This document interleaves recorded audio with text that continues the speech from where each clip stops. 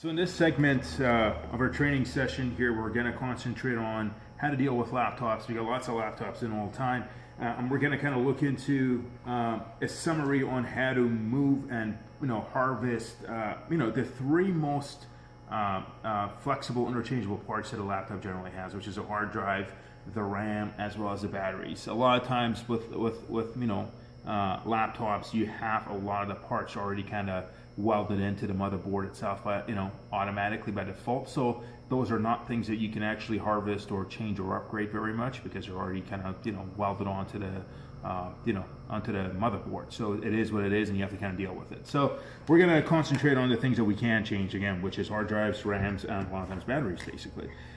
With every laptop, obviously all of the apparatus, all the bits and pieces of it are usually in the back. So first thing you do is obviously flip the laptop over on its back here. In this case, you can kind of see where the little cap is in order for us to get into the motherboard and all the parts. It's got one screw here, so I'm just going to start off by opening up that screw. I like to use a hand screwdriver for opening up a lot of laptop parts because, again, as you can see, you get fairly sensitive small micro screws and micro parts for these laptops. You kind of want to be careful with them and not handle them to the point where they break. So you can just slide off the cap, and that's where we kind of get into the internal parts of the laptop. As you can see, what you're dealing with here is the hard drive. You've got the RAM here, and then that's the battery, and that's your fan here, and that's where your CPU is generally placed. In this case, it actually doesn't look like the CPU is welded on. It looks like it's a removable CPU, which is good. So if you want to obviously change that and harvest that, you can do that as well. First thing I like to do when I deal with laptops is you want to make sure you get your little anti-static wristband on because, again, fairly sensitive equipment. You don't want to damage them at all during the process. So I just find a little piece of metal. In this case, I chose a screw that's kind of out of the way. And now I'm kind of safe and secure. Unfortunately, with laptops, a lot of times you do have to use.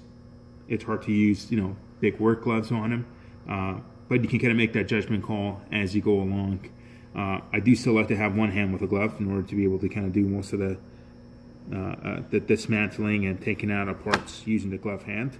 So I just remove. In this case, this laptop actually has an SSD drive, and all you do is you just slide it backwards, and the SSD hard drive basically pops right out. Now, when do we do this? We do this when we want to obviously harvest a hard drive. A lot of times we also do this in case the laptop has certain issues and we have to physically destroy the hard drive. That's when we actually have to go through this process, get to this point, slide out the hard drive, and then send that into the physical destruction station to have it physically destroyed by our shredding machine and our press machine. And then you've got yourself the RAMs here. The RAMs are fairly simple. You got these little pins. You kind of just push these pins off to the side. It lets the memory pop out. At which point in time you can just kind of remove, the memory. You can remove the memory at that point in time. Same thing goes along with that. I'm not going to show it, but you can just pop up those two pins, and this fellow will pop up. It's the same sort of thing. And then obviously when we do go to this whole step that we're going through right now also applies to when you go to upgrade a laptop as well. It's the same sort of procedure, except you're going the other way. So now, or dismantling, where you remove a memory and insert that into our ERP system as a memory. That's right. So now, say for example, we're looking to upgrade, and we're trying to add a stick of RAM into a laptop in order to get the most amount of a return that we can on this. When we go to sell this on behalf of the client, you simply do the same thing that you did when you take it out, except the other way around. So you just take your RAM, you obviously just kind of pop it into its slot, which it is right now, and you just kind of push her down. You can see the pins are already going to the side, and you simply hear a click, and that click indicates that the RAM has been successfully placed into its slot, and there you go. Same thing with a hard drive as well. So in this case with the SSD hard drive, you kind of look around and you just got to make sure that the pins obviously match up with each other. In this case, it would have to go in like this, and with that as well, you can kind of just hear the little popping noise and it's in. Do keep in mind a lot of times, not in this particular laptop, because this SD card or this hard drive is from a different computer, but a lot of times you would have to tighten the screws on the four sides. Yep.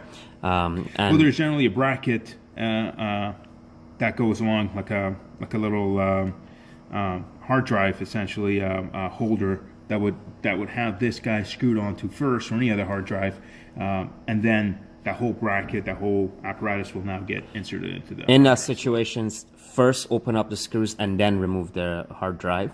And if you're putting one in, put the hard drive in and then tighten the screws.